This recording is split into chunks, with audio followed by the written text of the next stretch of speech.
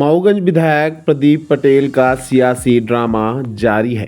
शुक्रवार को उन्होंने विश्राम गृह नई गढ़ी का दरवाजा अंदर से बंद कर हड़कंप मचा दिया। पुलिस और प्रशासन के होश उड़ा दिए। शाम 4 बजे तक वह कमरे में बंद रहे। प्रशासन दरवाजा तोड़ने की तैयारी में था कि उसके पहले मनगवा विधायक नरेंद्र प्रजापति वहां पहुंच गए। इसके बाद दरवाजा खुल गया। 1 घंटे तक बंद कमरे में दोनों के बीच में चर्चा हुई।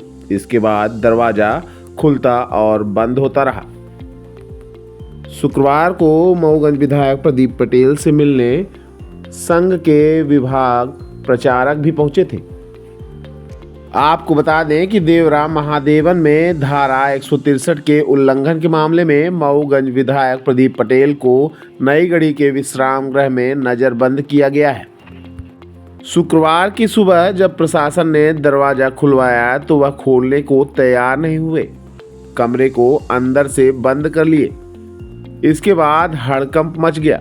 मौके पर कलेक्टर और एसपी पहुंचे और दरवाजा खुलवाने की कोशिश करने लगे, लेकिन मऊगंज विधायक ने दरवाजा नहीं खोला। शुक्रवार की शाम को जब मनगवा विधायक नरेंद्र प्रजापति मऊगंज विधायक प्रदीप पटेल से मिलने पहुंचे तब दरवाजा खुला। काफी देर तक बंद कमरे में दोनों विधायकों के बीच में चर्चा हुई। इसके बाद जब कमरे से बाहर नरेंद्र प्रजापति निकले तो उन्होंने मऊगंज विधायक का समर्थन किया। उन्होंने कहा कि मैं उनके साथ हूं। उन्होंने हिंदू राग भी अलापा।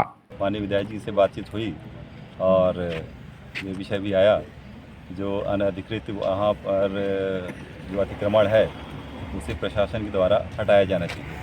एक बात जरूर मैं स्पष्ट करना चाहूँगा कि ये हिंदुस्तान है, भारत है और भारत जो है हिंदुओं का देश है और हिंदू पूरी ताकत के साथ यहाँ पर और स्वतंत्रता पूर्वक रहने के लिए यहाँ पर कानूनी तौर पर वैध है।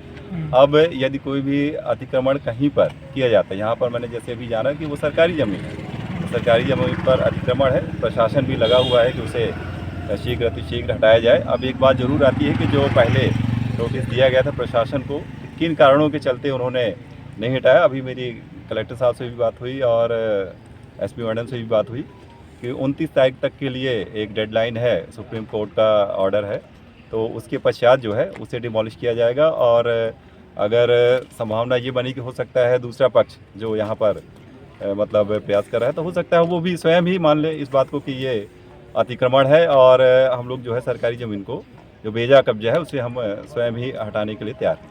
विधायक जी तो कह रहे हैं कि हम जब भी बाहर आएंगे तो वहीं तुम हटाने जाएंगे। तो ठीक है, मैं तो उनके साथ में हूँ और वो ये कह रहे हैं कि जब हमको यहाँ से छोड़ा जाएगा तो हम जा कर के अतिक्रमण हटाएंगे। और अतिक्रमण से हटाने के लिए प्रशासन है और जो जनप्रतिनिधि है उसी का तो दायित्व है कि सरकारी ज़मीन जो है उस पर अतिक्रमण नहीं रहना चाहिए। गिरफ्तारी अब प्रशासनिक तौर पर प्रशासन ने करके रखा हुआ है और अगर वहाँ पर बेजा ज़मीन पर किसी भी प्रकार का अवैध निर्माण है तो उसे हटाया जाना चाहिए। यही बात तो विधायक जी कह रहे हैं और यही मैं भी बोल रहा हूँ।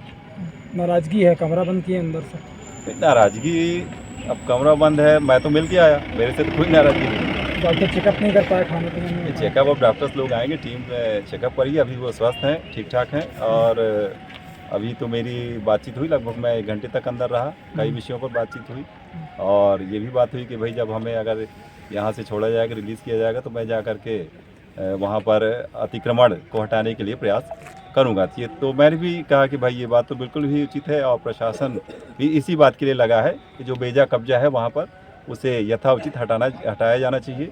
जो सुप्रीम कोर्ट की गाइडलाइन है उसको मानते हुए प्रशासन भी बाध्य है, तो प्रशासन भी ये इस बात को एक तीसरा रास्ता निकालने के प्रयास में है। हो सकता है कि शीघ्र ही इस प्रकरण का जो है खात्मा हो।